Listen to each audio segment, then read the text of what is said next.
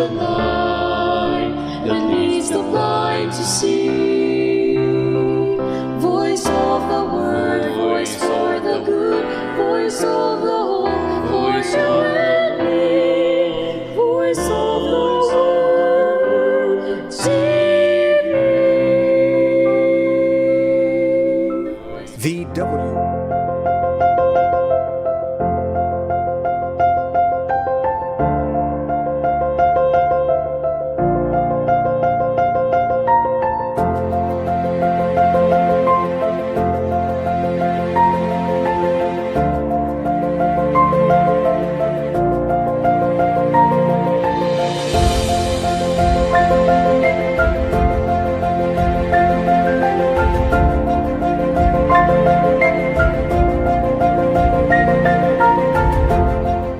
Good day everyone! Welcome to our program, Lima Gatos katuig nga Pagtoo, 500 years of faith in celebration of the 500 years of Christianity that is Spaniards brought to our islands 500 years ago. Dinit aton episode para yan na. Karoy ko pag-istoryahan ta and ginsiring ni Pope Francis nga true beauty is caring for others. Itungod kuno nga kamabaysay, aadahit at pagtimangno hit iba. Ngin nagtitimangno kita hit iba when we go out of our way to look after the welfare of other people, to look after the needs of other people, then we are truly beautiful. We're truly beautiful. So mapakiana ka, anit sikreto, hitim ka mahusay, hitim ka mabaysay, darakay, naninimangno kahit iba nga tao. Siring ni Pope Francis when he met the delegation of the custodians of beauty. May ano so ganito nga, custodians of beauty. It is a project sponsored by the Italian Bishops Conference, no? Kundi niya Pilipinas may ada ta Catholic Bishops Conference of the Philippines, CBCP. Dit na maha Italy may ada nila Italian Bishops Conference. Pope Francis urged them to restore true beauty and harmony to the world, prioritizing those who live on the margins of society. Pope Francis talaga itiya kasing-kasing aada agod hit mga tao nga iada hit laylayan, no? Mga magkuri, mga pobre, mga the lost, the last, the least, marginalized sectors of our society, nga mga tao nga pinanginginanugod, darakay ipagkulaw haira, habubo, darakay mga pobre hira, kulang hin education, ngan diri hira mga sikat, dinihit hit susidad, nasa ring Pope Francis kung paninimang noon tahira, bubuligan tahira, maghusay kita nga mga tao who doesn't want to be beautiful, di ba? We all want to be beautiful. And actually yung message ni Pope Francis, it iya sinisiring haaton, itungod nga kamahusay, kagwapo, nagtitikang hit aada kung ano aada it atong kasing-kasing, it starts from within, and then nagawas nila iton hit aton mga pamustura, hit aton hitsura, pan hitsura, no? It's not skin deep, diri hiya aada hit kaupay hit at makeup, kaupay hit at I don't know buhok, hit aton kutis, no? Kundi aaditi kang hit atong kasing-kasing, itungod nga kamabaysay, kamahusay, kagwapo, no? True beauty. But you know, beauty is not just skin deep direlatiya didahit on the surface, no? Direlahi on the surface kay maaram kita through the years nga nati kalagas itawo kay asya matit natural nga ginaagian hit kinabuhi hit kada usa nalalagas nakita kita nga napapara it nga kamahusay, no? Anhan una mga smooth nga skin, yan na puro na wrinkles, damo na it kulubot, you know, and then dry na hiya. So diri na sugaring kamahusayhan o na baro, pero dire nagmamaraksot, no? Ito sa nga tawo, dire nawamaraan hing kamahusay, kamabaysay, ito sa nga tawo nga maupay it kasing-kasing nga ipinapakita niya hit iya panimang, no? Hit iba, labi na hit mga nanginginahanglan hintambulig. Okay, so that's the message of Pope Francis. Beauty is within, no? Aadihit kasing-kasing itungod nga kamahusay, kamabaysay. And Pope Francis has warned against today's idea of beauty more connected to hedonistic, commercial, and advertising criteria than to the integral development of people. So this distorted idea leads to the degradation of humanity and nature. Hikita mahusay para ito sa nga tawo nga branded, it panggamit, mga gamit, panapton, mga bag, shoes, mga watches, damit jewelry, maggiblat, it mga jewelry, tapos commercial, no? Ito nga, ay mahusay hira, maupay hira, na ina-admire naton, mga tao nga mag-upay it mga sarakyan, dagko it mga balay, sige it buro biyahe, kundi in, they can afford to travel anywhere, anytime, with the whole family.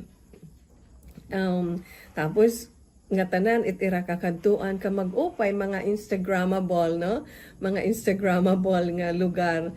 And syempre maya-maya pinupost sa Facebook, salit nakikita ta kung nagpapasingain hirangan, alit at kaipang, sana all, napapasiring na lang kita, sana all, no?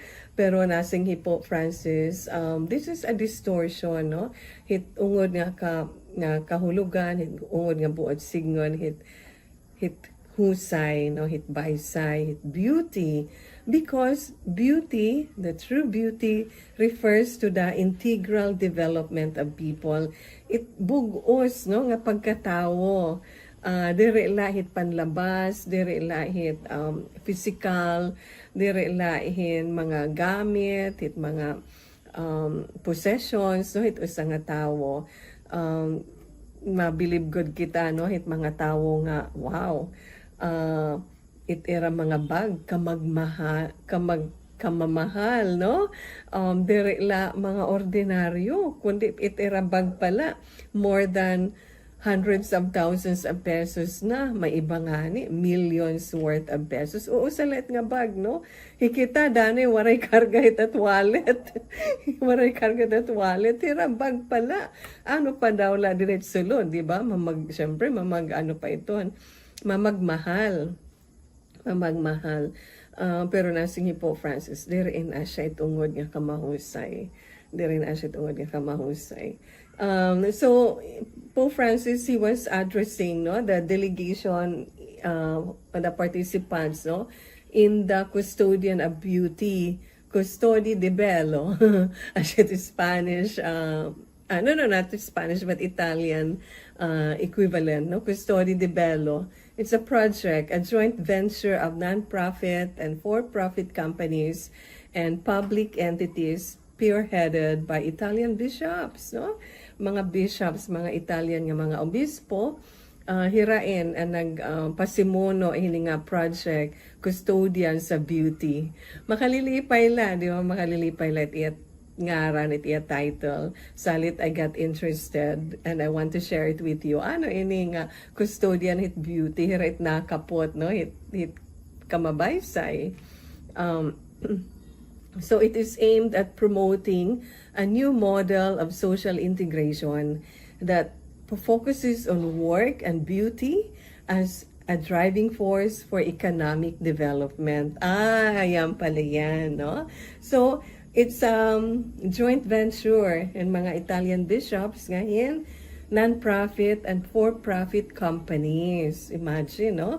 We have to engage everyone. Dire kinahanglan separate, no? it activity hit simbahan, nga hit activity hit mga companies, whether for profit or non-profit, we have to work together. Kinahanglan magbuburoblig kita. Hinusa nga maupay nga proyekto, no? And it also include public entities, no? Aside from corporations, whether for profit or not profit, it also includes public entities. Pero it namumuno ang mga Italian bishops. Nakakatuwa naman sila to promote a new model of social integration. Nakafocus sila on work and beauty, no?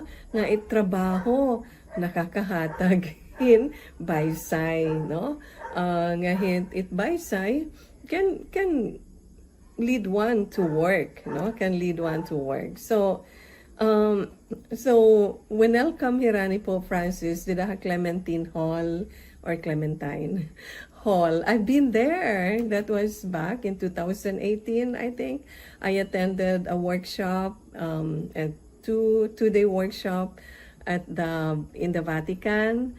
And then ansyahan namon nga activity on our very first day. Inimbitar kami ni Pope Francis ngadto ha Clementine Hall, and we had an audience with him, and we personally saw him up close and personal. And yeah, I was able to talk to him and make mano po inambiya ka iya nga naka-istorya kami halipot la kay madagmit la adto kay damo pa na magigreet ha iya nga makiki-istorya ha iya. But that was a great privilege for which I'm very, very grateful. And then Pope Francis nagpasalamat hini nga grupo Custodians of Beauty for its work, noting that the name of the project is not just a slogan, but a choice of life aimed at two great purposes, care and beauty, no? So di rely slogan, kundi parang life goal, no? Being custodians of beauty is a great responsibility, ring ni Pope Francis, as well as an important message for the ecclesial community and for all of society. No, so we cannot take it for granted, no? Ini nga hindi na I won't pay attention kung ano may takitsura, di na may importante kay tungod nga kamahusay adihit kasing-kasing. No, and that's very true. Salit siya nga ni nga kareg i-refocus ni Pope Francis with this organization, with this project nga yan ini, Custodians of Beauty, itungod nga kamabaysay.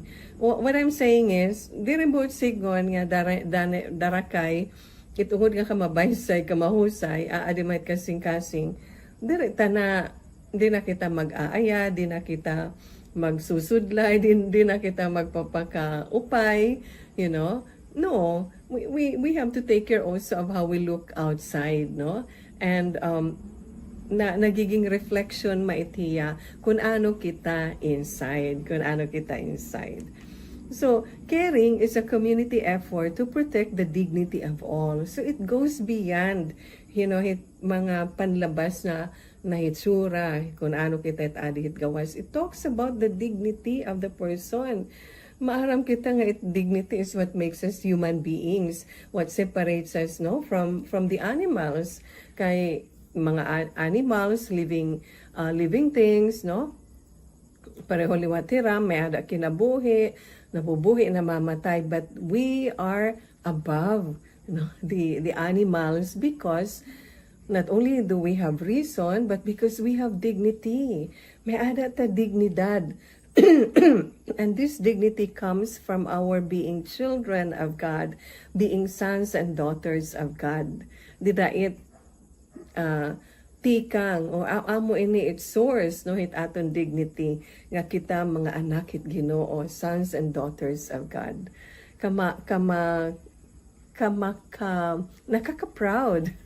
Nakaka-proud nga kita mga anak hit Ginoo, di ba? Kuan yani yung mga anakin, mga prominente nga tao, mga may ngaran, hit binihit sa siyudad, hit atong probinsya, hit hit usa nga bungto o hit usa nga nasod o hit bugos nga kalibutan, no? There are people with pedigree. We can give us an example, the members of the royal family. Talagang pinag-uusapan sila, tinitingala ng buong mundo, di ba? Ang pagkaslangani kan Prince Charles, kay Princess Diana, millions of people all over the world watched the wedding. Amo daman ang pagkasla kan Prince William, nga da kan Kate Middleton. The whole world watched the wedding, no? The whole world watched the wedding. Kay mga prominente nga tawo, mga importante nga tawo din nga kalibutan.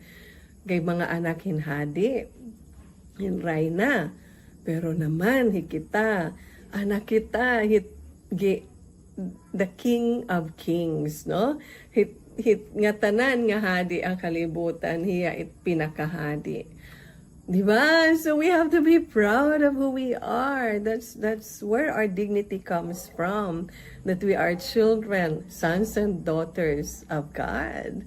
Of God, the King of the whole universe, the King of Kings, the richest and the most powerful. So we have to be proud.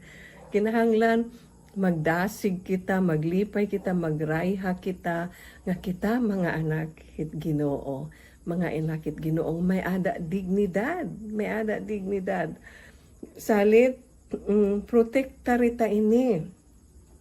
So it involves caring, siring ni Pope Francis. It panimangno na si Pope Francis, it involves protecting, preserving and defending, and it requires constant attention and personal commitment, as opposed to the current tendencies in our society to avoid engagement, no?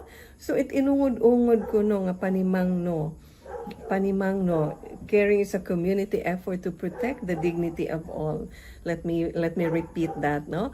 Para klaro ha aton, ano it buot sigon hit panimangno, it is a community effort, diri lain trabaho usa nga tawo, hikita nga tanan, we have to care for one another, to protect the dignity of all, para protektaran ta it dignidad hit kada usa, dignidad hit nga tanan. So it involves protecting, preserving and defending, and it requires constant attention. So diri la yan na labi na sugad yan na ani kita tidaraon nga election, no? Nagtikang nahan filing ang mga kandidato, nagfile na hira, deadline last October 8. Ada na in mga panimangno, no? Nagtitikang, no? Paglibot, pagpakilala, panhatag kung ano-ano. Pero ano at napapansin, ano at nakikita, seasonal, kung saan ula magi-eleksyon, kadara kay nag-aaro hiret atong butos, no? At karuig ni Pope Francis, it iya buot signon, it iya karuig ipahibaruha aton, it ungod nga panimangno is all year round, it's 24/7.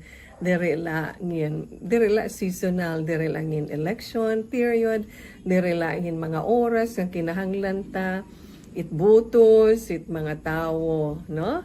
Kasi when we do that, itawag iton paggamit, no? We're just using the people for our personal interest, no? For our own personal interest.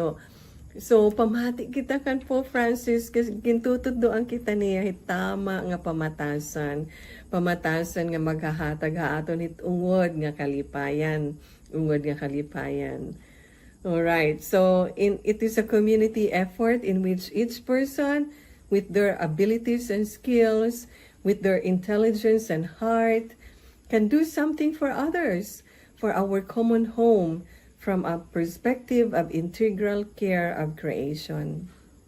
So Pope Francis, masisaring tahiyang champion in hiya, hit protection of the environment, no? Hit pag timangno, pag-ataman, hit aton Mother Earth, no? Kay siring pa, we only have one mother, Mother Earth, no? Ngan kay kun mahibang in hiya, makaimang kita. Di pa man kita pwede umukoy ha Mars, di pa man kita pwede umukoy ha Venus, no? we only have one home, and that is our Mother Earth. Kinahanglan timang noon ta protektaran ta, depensahan ta, nga diri hiya paghibangon, diri hiya pagwaraon. So kino-connect ni Pope Francis, no, ini nga beauty, custodians of beauty, diri lahit sabi ko nga panlabas na anyo, hitaton mga hitsura on the outside, kundi hitaton bugos integral human development, no? And we cannot separate, no, our integral human development from the environment from which we live in. Kay di na man kita uukoy, amo may that habitat it our Mother Earth. So integral, no?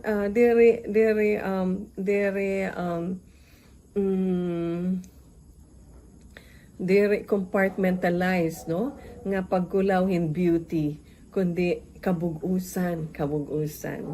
Alright, so true care, siring ni Pope Francis, must extend beyond the environment to an ecological vision that includes the protection and dignity of all people, especially those who live in the margins and are discarded by society, the poor, migrants, the elderly, and disabled who are alone, and the chronically ill, because each one of them is precious in the eyes of the Lord.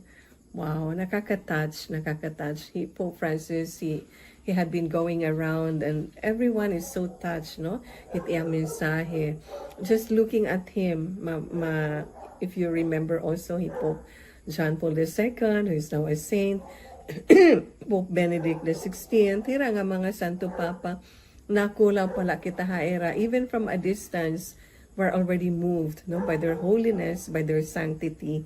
Dara kay, they let the Holy Spirit speak through them. It era mga gimpupulong, tikang ang Holy Spirit, no?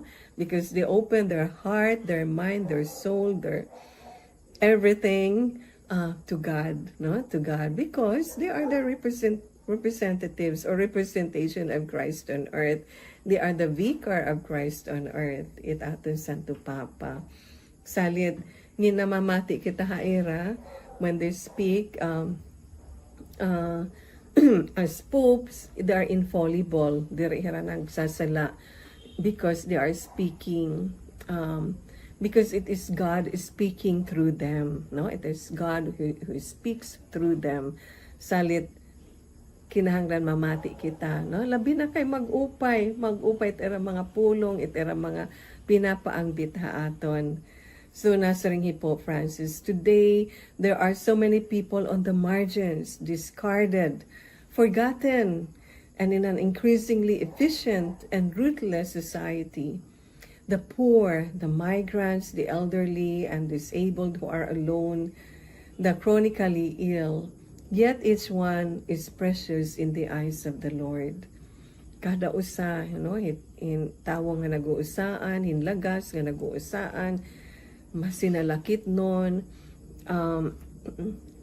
pobre, migrants, sini nga mga tawo nga nakadun, mga langyaw, nga they are uprooted, no, from their home, from their families, nag-uusaan hira, they are precious in the eyes of the Lord. Bisan kon it's society na hingangalimtan hira, it susidad diri hira tinatagan hin kaangayan, no, nga pagtimangno, nga protection, nga panginano, kinahanglan kada usa aton ngan kabugusan liwat, no. That's why the Pope welcomed this group, no, the custodians of beauty. He welcomed them and he supports them. Darahin nga ira maupay nga katuyuanan nga kilalon, irespeto, it dignidad hit kada usa nga tawo. Ngan ini nga dignidad hit usa nga tawo, it's is connected, no, to everything around us, no, to our environment. And also the society that we live in, nga tanan it nahitatabo din hit atong sosyedad. Kinahanglan involved kita. We should be engaged. Asyan it sinisiring naman ni Pope Francis. Para naman diri kita mababayaan. Bisan kung mga pobre kita, bisan kon mga magsila nakitnon kita, bisan kon kalagsa na kita, no? Panginano liwat kita, hit na hitatabo hit aton susidad. Makialam rin tayo, hindi pakialam, sorry for that term. Makialam rin tayo sa mga nangyayari sa ating kapaligiran. Let's not be disinterested. Ayaw ta itapod la, no? Mga tao nga, unfortunately, harayo, era kasing-kasing haaton, panginano haaton, kay nakafocus la hirat era mga kalugaringon. So, let's support hining custodians of beauty, and if we can have one ourselves here in our own country, di ba? Kaya didiin ha Italy, it is spearheaded by the Italian bishops, no? The bishops of Italy. Hikitaliwat, no? Let this serve as an inspiration for all of us nga manginano liwat kita hit kada tagsa ngan hit aton environment, hit aton Mother Earth, hit aton inuokyan nga kalibutan nga uusala, no? Because they're all interconnected. Because Pope Francis naman who drove home the point that if we don't take care of the environment, we are the ones who suffer. It mga pobre na dugang hingka pobre, waray pangangaunon kay mahihibang it era mga produkto, no? Ngin inaabot na hin bagyo, hin flooding, no? Hin pagbaha nga mga kakorean, mga disasters, di ba? Di nakakapangisda, darakay haglarom it kadagatan, no? They cannot go out into the sea to fish. Darakay dangerous, no? Delikado, malulumos sira. So we suffer if we don't take care of the environment. Salit ini nga integral beauty, no? Kamahusay, kamabaysay hintawo, connected, no? Hit kamabaysay, kamahusay hit aton inuukyan adin hi hakalibutan. Nakaka-amaze, no? How Pope Francis puts them all together. So, restoring true beauty in neglected areas. Ring ni Pope Francis, Pope Francis, he encouraged the project participants in their endeavor of revitalizing many places left to neglect and decay, to prioritize the people who live there and frequent them. Only in this way, he said, will you restore creation to its beauty. No? So, panginanohon, itaadit mga laylayan, itaadit mga lugar nga binabaha, agsob bahaon, agsob bagyuhon, no? Mahibang, itera pinangungukyan, itera mga pananom, itera mga source of livelihood, no? Source of survival, dire lahin panalapihin panriko kundi to survive. Ira pangangaunon, nahihibang, ngin binabagyo, salit nagugutom hira. Ira mga kabablayan, nahihibang, binabaha hira, delikado, liwat, it mga baha. Kay, it's so traumatic, it mga tao nga binabaha. May kusangkay, Manila nga niin hitabo. Ang subdaman dito bumaha. Nagiinuoran, makusog, masulog, binabaha dayon, no? Binabaha dayon. Na trauma ang iya kag anak who are elderly. Labi na kay sinusulod ang irabalayin baha. And then, dara kay elderly na hirayat na hirayat sirong pangangaturog para dirira magsinaka hithagdan. And then, may nira mga appliances, mga electrical appliances. Siyempre kung babahaon, tapos waray nim ka unplug, ma-electrocute ka. It's so very dangerous. Salit na trauma ang iyang mga kag-anak. May kulewat staff, anak opisina nga, binabaha naman ang ira lugar. Pag nag-uura na, ura-ura na titiakulba. So all of this affect, no? People in a very concrete way. Diri lahira niya dahit news. I mean, the phenomenon, the incidents, no? na kukulawan talaga dahil news kay syempre igin anunsyo man, pero let's also look at the lives of the people who are affected by these calamities, no? Nawawara it beauty, nawawara. So we see the connection, right? Kung waray beauty hit aton environment dara kay binabaha, nahihibang, it mga pananom, it mga tao, irap mga balay, nahihibang, nawawara gadaman it beauty no sa nga tawo nga sugad it hinmumutangan. Salit kinahanglan, if we want to restore beauty, it has to be integral. It has to be integral. And the at the center of it all, no, is the dignity of the person. We have to restore, respect, and protect, and preserve, and fight, no, for the dignity of the person, because it is there where God dwells. Kay aada it aton Ginoo. When we say that we have been made in the image and likeness of God, amo ito ni aton dignidad. Amo ito ni aton dignidad kay mga anak kita hit atong Ginoo. So beautiful, okay? Trending models of beauty. So in conclusion, no, nasa ring Pope Francis, he in-encourage niya and mga participants, sini nga custodians of beauty, to embrace their role as co-creators with God in restoring beauty and harmony to the world. Citing Saint Joseph of Nazareth, the humble and silent guardian of Jesus, as a model in their commitment, no? With his discreet and diligent faithfulness, Saint Joseph contributed to restoring beauty to the world. So duo kita kan Saint Joseph and foster father ni Jesus on earth, nga kabulig ang iya anak nga ni Mama Mary, ang pagprotektar, no, han aton environment, ang pagrespeto, pagtahod, han dignidad han kada tawo. So let's go to Saint Joseph. Let's not forget him. He played a very important role, no? Tidahang kinabuhi ni Kristo, ngan dinhi han kalibutan. So thank you for watching our program, Lima Gatos katuig nga Pagtoo, 500 years of faith, in celebration of the 500 years of Christianity that the Spaniards brought to our islands 500 years ago. Bye everyone. See you next time.